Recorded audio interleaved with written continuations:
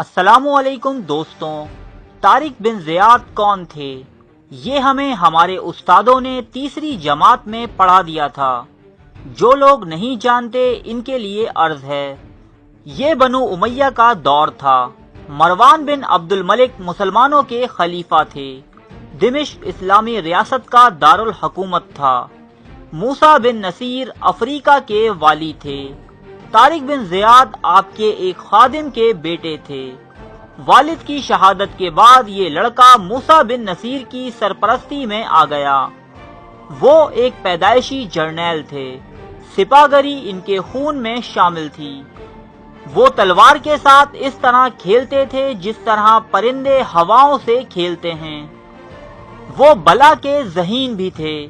ایمان اور شجاعت بھی ان پر فدا تھی۔ وہ جوان ہوئے تو موسیٰ بن نصیر نے انہیں طنجہ کا گورنر بنا دیا۔ یہ شہر آج کل مراکش کا حصہ ہے۔ سمندر کے پانی اسپین اور طنجہ کو ایک دوسرے سے جدا کرتے ہیں۔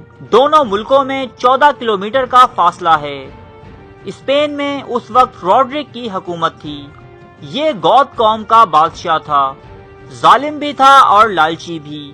اس دور میں مختلف علاقوں کے گورنر اپنے بچوں کو شاہی آداب سکھانے کے لیے بادشاہوں کے محلات اور درباروں میں بھجوایا کرتے تھے۔ کاؤنٹ جولین شاہ روڈرک کا ایک گورنر تھا۔ اس کی بیٹی فلورینڈا دربار سے وابستہ تھی۔ وہ بے انتہا خوبصورت تھی۔ بادشاہ اس کی خوبصورتی دیکھ کر بھٹک گیا۔ اس نے اسے محل میں بلایا اور بے آبرو کر دیا۔ بیٹی نے باپ کو اطلاع دے دی۔ جولین اس کے بعد سیدھا موسیٰ بن نصیر کے پاس حاضر ہوا اور اسے اسپین پر حملے کی ترغیب دی۔ موسیٰ بن نصیر یورپ کے ساتھ چھیڑ چھاڑ نہیں کرنا چاہتا تھا، لیکن جولین کی ترغیبات بھی تگڑی تھیں اور اس کی کہانی بھی افسوسناک۔ چنانچہ اس نے اپنے جرنیل طارق بن زیاد کو 7,000 جوان دے کر جولین کے ساتھ اسپین روانہ کر دیا۔ یہ لشکر صرف یہاں کے حالات کا جائزہ لینے آیا تھا، لیکن وہ اسپین کی سرزمین پر قدم رکھتے ہی شوق جہاد کے ایسے جنون میں مبتلا ہوئے کہ وہ اس وقت تک واپس نہیں لوٹے جب تک اسپین کے تمام بڑے شہر ان کے قدموں میں نہیں آ گئے۔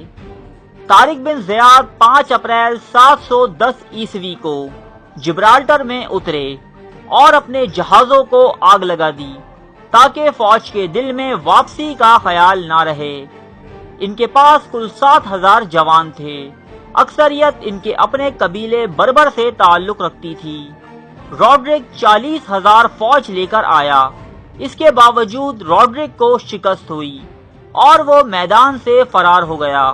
طارق بن زیاد جبرالٹر کا قبضہ لینے کے بعد اسپین میں اتر گئے۔ 19 جولائی 711 عیسوی کو وادی لقا میں بہت بڑا معرکہ ہوا۔ روڈرک یہ جنگ بھی ہار گیا اور یوں اندلس پر عملاً مسلمانوں کا قبضہ ہو گیا۔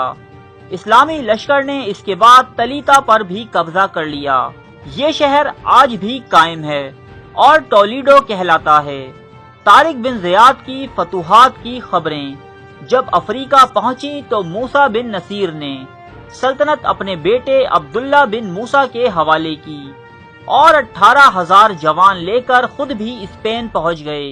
موسیٰ اسلامی لشکر کو کورتوا تک لے گئے۔ بعد ازاں جنوبی فرانس تک کا علاقہ فتح کر لیا گیا۔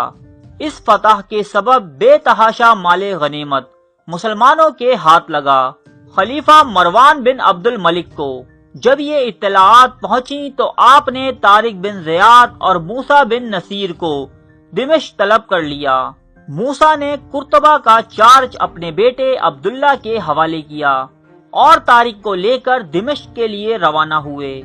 یہ قافلہ ابھی راستے میں ہی تھا کہ خلیفہ وقت کی طبیعت نہایت ناساز ہو گئی۔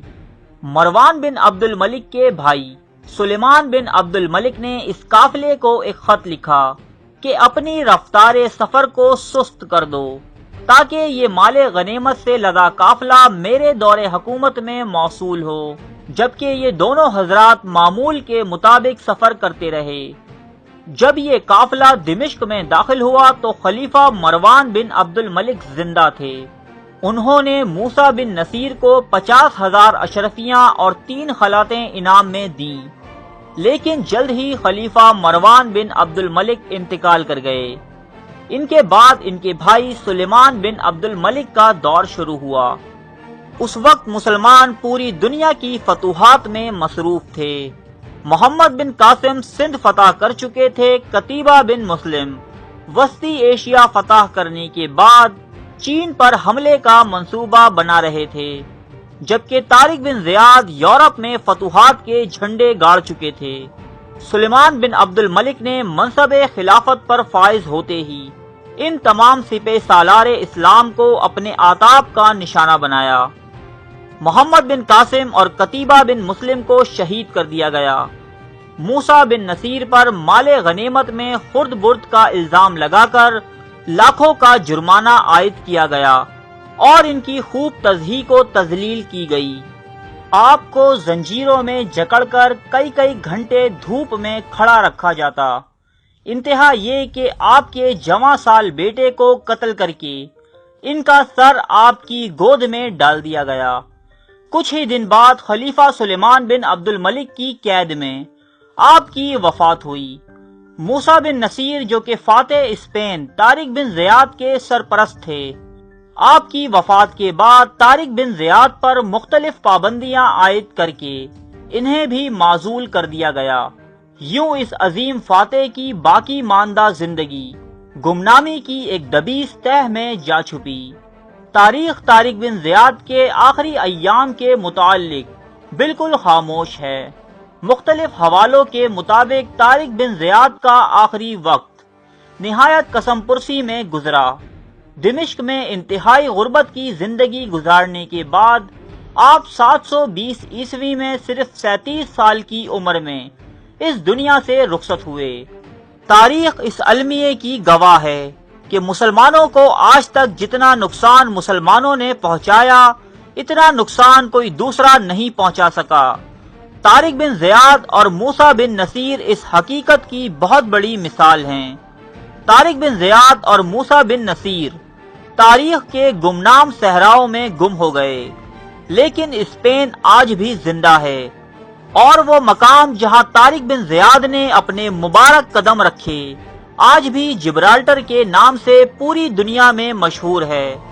اور جب تک جبرالٹر اور اسپین موجود ہیں، دنیا کا کوئی شخص طارق بن زیاد اور موسیٰ بن نصیر سے ان کا نام اور ان کا کارنامہ نہیں چھین سکتا۔ ارے فرینڈز، 1 منٹ، آپ ایسے ہی جا رہے ہیں؟ اتنی محنت سے ویڈیو بنائی ہے، ایک لائک تو بنتا ہے نا؟ اور دوسرا یہ کہ آپ ہمیں اتنی بڑی دنیا میں دوبارہ کیسے ڈھونڈیں گے؟ تو اس کا حل یہ ہے کہ آپ ہمارے چینل کو سبسکرائب کر لیجئے اور اس بیل کے آئیکن کو کلک کر دیجئے۔ اس طرح ہمارے آنے والی تمام ویڈیوز آپ تک پہنچتی رہیں گی۔ ارے ڈریے مت، یہ بالکل فری ہے۔